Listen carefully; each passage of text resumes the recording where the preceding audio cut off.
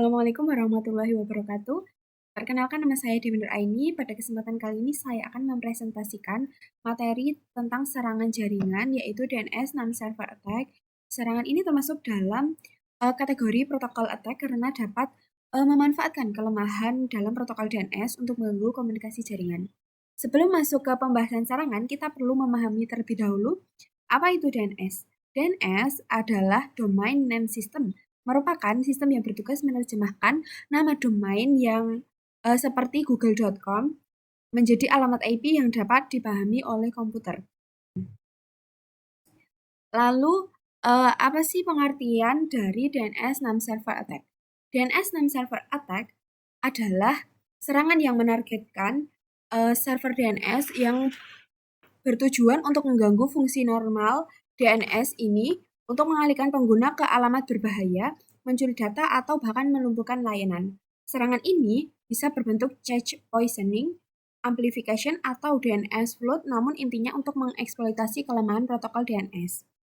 Lalu, bagaimana DNS ini bekerja? DNS non-server attack ini bekerja dengan cara ada 3. Biasanya yang pertama ada DNS cache poisoning atau DNS spoofing.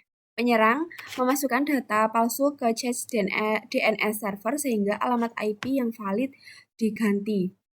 Jadi, mekanisme singkatnya, ketika server DNS ini menerima query dari klien, penyerang ini mengirimkan balasan palsu lebih cepat daripada balasan aslinya. Alhasil, DNS server menyimpan cache data palsu, lalu pengguna dikirim IP yang palsu. Lalu pengguna diarahkan ke situs penyerang yang berbahaya. Yang kedua ada DNS amplification atau DDoS DNS.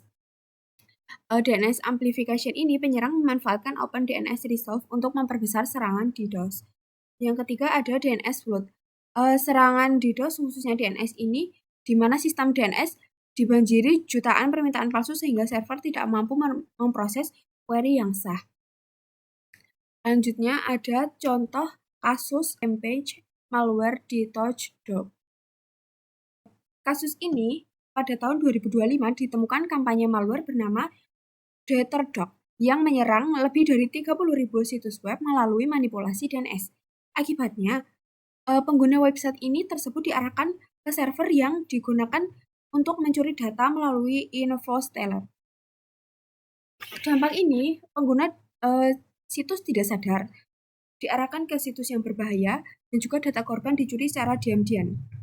Dampak dari serangan ini adalah, yang pertama, akses layanan itu hilang. DNS dan server yang terganggu membuat semua layanan tidak ditemukan.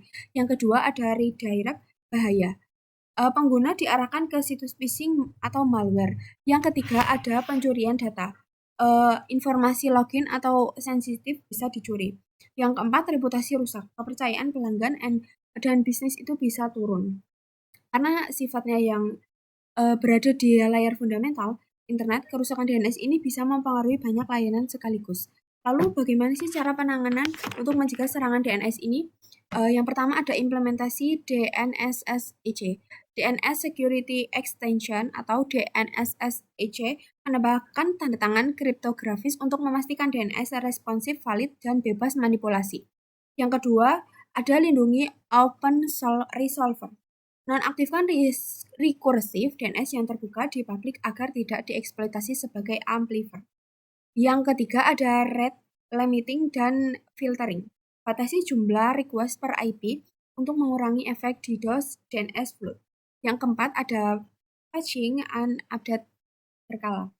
Pastikan software DNS diperbarui karena banyak serangan memanfaatkan bug yang sudah diketahui.